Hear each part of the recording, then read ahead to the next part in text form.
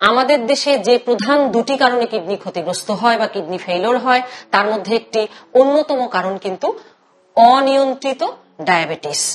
বেশিরভাগ মানুষই মনে করেন সামান্য একটু ব্লাড সুগারই তো বেশি, থাক না আমি একটু কম খেলাম। আপনাকে ইনসুলিন নিয়ে হলেও ডায়াবেটিস নিয়ন্ত্রণে রাখতে হবে, কারণ ডায়াবেটিস নিয়ন্ত্রণে না থাকলে কিডনি তো ক্ষতিগ্রস্ত হবেই, পাশাপাশি আপনার হার্টের সমস্যা দেখা দেবে, চোখের সমস্যা দেখা দেবে, রক্তনালীতে সমস্যা দেখা দেবে, রোগ প্রতিরোধ ক্ষমতা কমে যাবে, বিভিন্ন ধরনের ইনফেকশন সহ নানা জটিলতার সম্মুখীন হতে হবে।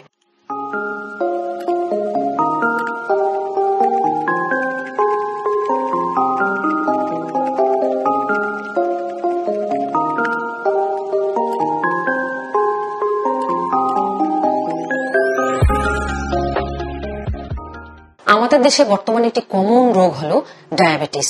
ডায়াবেটিস নেই এরকম পরিবার মনে হয় আজকাল আর পাওয়া যায় না, কিন্তু অনেকেরই এর ব্যাপারে যথেষ্ট অবহেলা রয়েছে।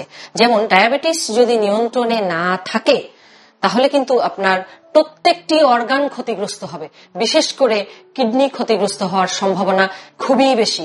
আমাদের দেশে যে প্রধান দুটি কারণে কিডনি ক্ষতিগ্রস্ত হয় বা কিডনি ফেইলিওর হয় তার মধ্যে একটি অন্যতম কারণ কিন্তু অনিয়ন্ত্রিত ডায়াবেটিস।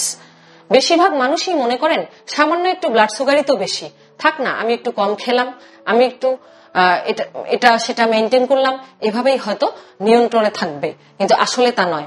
আপনাকে একজন যথাযথ চিকিৎসকের পরামর্শ নিতে হবে, এবং উনি যদি মনে করেন যে আপনার ডায়েট এবং এক্সারসাইজ মিলিয়ে আপনি ভালো থাকবেন তাহলে ভালো, যদি মনে করেন আপনাকে মুখে খাবার ওষুধ দিলে ভালো থাকবেন তাহলে সেই ফরম্যাটেই দিবেন, আর যদি মনে হয় যে আপনার জন্য ইনসুলিন প্রযোজ্য তাহলে আপনাকে ইনসুলিন নিয়ে হলেও ডায়াবেটিস নিয়ন্ত্রণে রাখতে হবে, কারণ ডায়াবেটিস নিয়ন্ত্রণে না থাকলে কিডনি তো ক্ষতিগ্রস্ত হবেই, পাশাপাশি আপনার হার্টের সমস্যা দেখা দেবে, চোখের সমস্যা দেখা দেবে, রক্তনালীতে সমস্যা দেখা দেবে, রোগ প্রতিরোধ ক্ষমতা কমে যাবে, বিভিন্ন ধরনের ইনফেকশন সহ নানা জটিলতার সম্মুখীন হতে হবে। তাই আপনার কিডনিকে নিরাপদ রাখতে ডায়াবেটিসকে নিয়ন্ত্রণে রাখুন।